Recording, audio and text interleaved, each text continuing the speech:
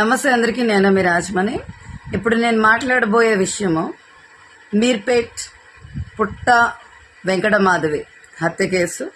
తన భర్త పుట్ట గురుమూర్తి అతి దారుణంగా ఆమెని హత్య చేశాడు. చరిత్రలో కనీ విని ఎరగని విధంగా ఒక భర్త భార్యని చంపిన విధానం మనకి హత్య కేసులో కనబడుతుంది.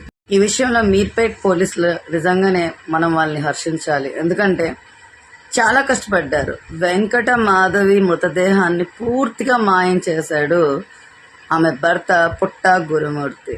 అటువంటి పరిస్థితుల్లో కూడా హంతకుణ్ణి ఖచ్చితంగా శిక్షించాలి, చనిపోయిన వెంకట మాధవికి న్యాయం జరగాలనే ఉద్దేశంతో మీర్పేట్ పోలీసులు చాలా కష్టపడి మొత్తానికి ఆమె యొక్క హత్య కేసును ఛేదించి రిమాండ్ ద్వారా కూడా పుట్ట గురుమూర్తి నుంచి మరిన్ని విషయాలు బయటికి తీయడం జరుగుతుంది. ఈ మీర్పేట్ పుట్ట వెంకట మాధవి హత్య కేసు గురించి ఆలోచిస్తే ప్రతి ఆడదానికి, ముఖ్యంగా ఒక మగాడికి భార్య అయినటువంటి ఒక మహిళ భయభ్రాంతులకు గురయ్యే సంఘటన. అంటే ఒక భర్త ఇలా కూడా ఉంటాడా అనే విధంగా ఈ కేసు ఆలోచనలో పడేసింది ప్రతి ఒక్క స్త్రీని, మహిళని.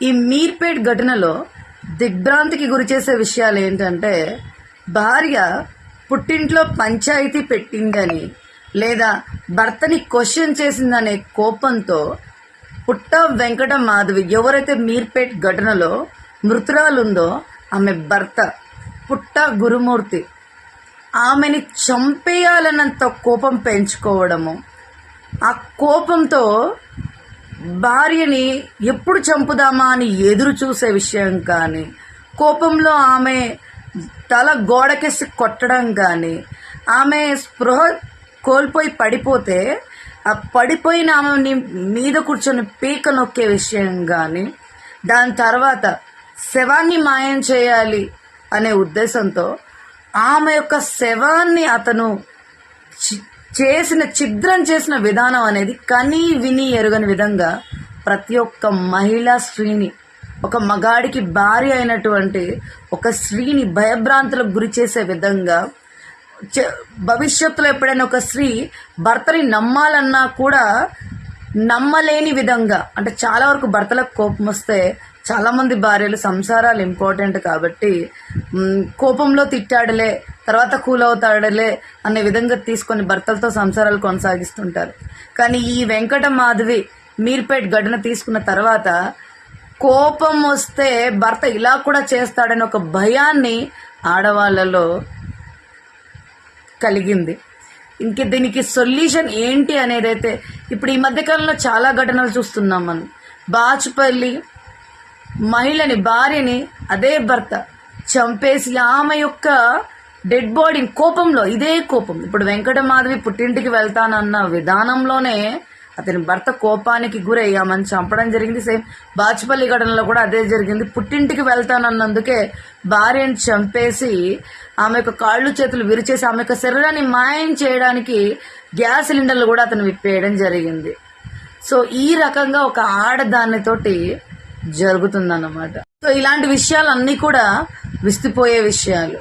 భర్తలకు కోపం వచ్చినప్పుడు భార్యలు భయానికి గురై అసలు ఏమైపోతారో అనే విధంగా ఉన్న విషయాలు, ఘటనలు, ఆడదానికి జరిగే అన్యాయాలు, మగాణ్ణి, బలవంతుణ్ణి, ఆడదాన్ని ఏదన్నా చేయొచ్చు అనే భావం మనకి ఘటనల్లో కనబడుతుంది. దీనికి గవర్నమెంట్ ఎలాంటి చర్యలు తీసుకుంటుంది ఇలాంటి ఘటనలను అదుపు చేయడానికి? నేనైతే ఏం చెప్తానంటే, అలాంటి వ్యక్తుల్ని స్పాట్లో ఉరి తీసేస్తేనే ఇలాంటి ఘటనలు మళ్ళీ పునరావృతం కావు అని అనుకోవడం జరుగుతుంది.